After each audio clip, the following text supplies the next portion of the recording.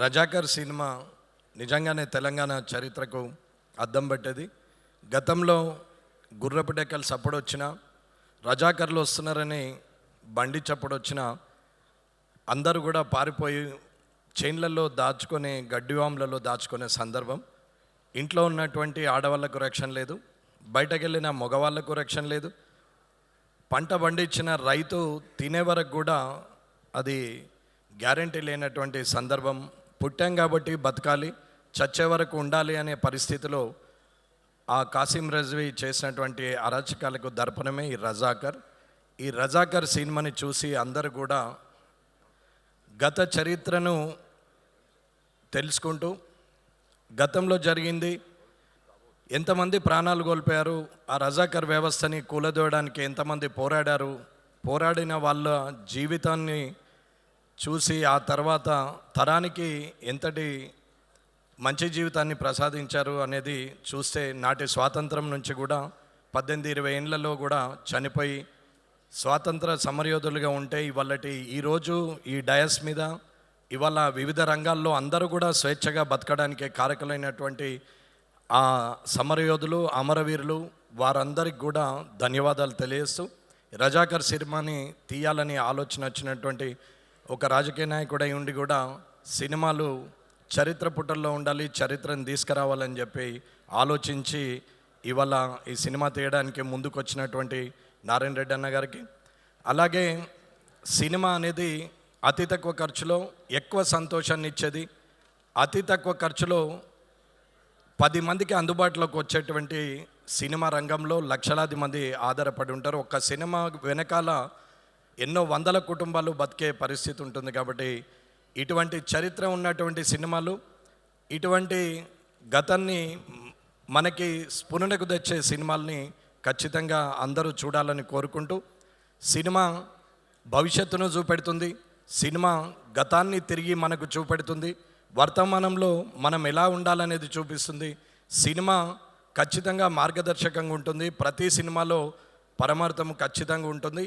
ఏ cinema అయినా ప్రతిదీ ఒక ఆనందాన్ని ఇస్తుంది కాదు, అందులో సూక్ష్మంగా చూస్తే మనకు సందేశాన్ని కూడా ఇస్తుంది. సందేశం ఇవన్నీ సినిమాలు ఏం లేవు. మా భూమి సినిమా నరసింహరావు గారు తీశారు, అప్పటి నుంచైనా ఇవాళ ఒరే రిక్షా సినిమా కావచ్చు, లేకపోతే చీమల దండు కావచ్చు, అలాంటి సినిమాలు కూడా ఇచ్చినటువంటి వారు ఉన్నారు. రేపటి పౌరులు సినిమా తీసిన టి కృష్ణ గారు కానీ, అలాగే కళాత్మకంగా తీసినటువంటి శంకరాభరణం సినిమా కావచ్చు, అలాగే దేవతల సినిమాలు తీసినటువంటి నాటి యుగ పురుషుడు ఎన్టీ రామారావు కావచ్చు, భవిష్యత్తుని చూపించినటువంటి జేమ్స్ బాండ్ మూవీలు తీసిన సూపర్ స్టార్ కృష్ణ గారు కావచ్చు, అలాగే అప్పుడు రైలంగి నుంచి మొదలు పెడితే ఇప్పటి బ్రహ్మానందం గారి వరకు కూడా ఇలాంటి ఆనందాన్ని కూడా ఇవ్వగలిగి ఈ కళామ తల్లి బిడ్డలైనటువంటి వీళ్ళందరికీ కూడా నిజంగా ప్రజలందరూ కూడా వారికి ధన్యవాదాలు తెలపాల్సిందే. అలాగే ఇక్కడ ఉన్నటువంటి ఏదైనా సరే, ఏ వ్యవస్థ అయినా సరే, అప్పుడైనా సరే, ఇప్పుడైనా సరే, భవిష్యత్తులో అయినా సరే, ఒక వ్యవస్థలో న్యాయం జరగనప్పుడు దానికి సమాంతర వ్యవస్థనే విప్లవంగా మారుతుంది. ఎదురు తిరుగుతారు, ఖచ్చితంగా యుద్ధం వాతావరణం మొదలవుతుంది. న్యాయం జరగనప్పుడే అక్కడ సమాంతర వ్యవస్థ వస్తుంది. కాబట్టి దాని పేరే విప్లవం అనుకుంటారు. దాని విషయంలో ఒక్కొక్కరు ఒక్కొక్క రకంగా అనుకున్న, జరగాల్సిన న్యాయం జరగనప్పుడే, దానికి సరైన శిక్ష, అన్యాయానికి సరైన శిక్ష పడినప్పుడే ఆ సమాంతర వ్యవస్థ ఉద్భవిస్తుంది. దానికి ఏవైనా కారణాలు కావచ్చు.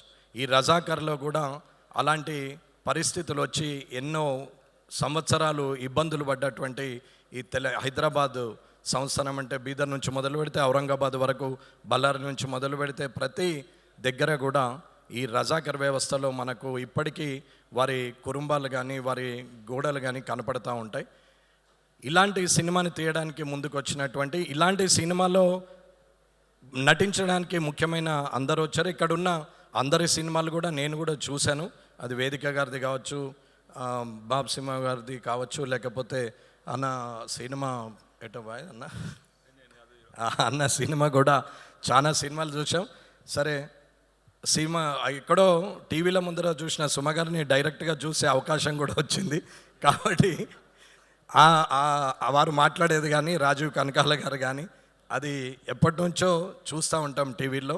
నేను కూడా మీ మామగారి ఇన్స్టిట్యూట్లో ట్రైనింగ్ తీసుకోవాలని వచ్చి మరి మళ్ళీపోయి రాజకీయ నాయకుడిగా వచ్చాను. లేకుంటే మీ లైన్లో నేను కూడా అయ్యేవాన్నేమో.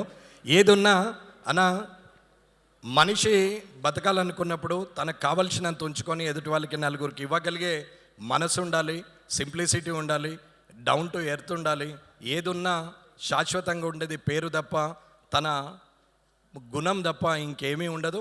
ఏది చూసుకొని విర్రవీగిన తిరిగి మనము చేరాల్సింది భూమి మీదకే. కాబట్టి మనం ఎక్కడి నుంచి వచ్చామని చూసుకొని ఎక్కడికి ప్రయాణం చేయాలనేది ప్రతి నిమిషము ఒకసారి వెనక్కి మరి చూస్తే మన గతం మనకు తెలుస్తుంది, మన వర్తమానము అర్థమవుతుంది, రేపు భవిష్యత్తు కూడా మన కళ్ళకు కనిపిస్తుందని తెలియజేసుకుంటూ ఇక్కడికి విచ్చేసిన పెద్ద ఈ కళామ రంగానికి ఉన్నటువంటి మీ అందరికి కూడా ధన్యవాదాలు చేస్తూ ముగిస్తున్నాను. జై హింద్, జై భారత్.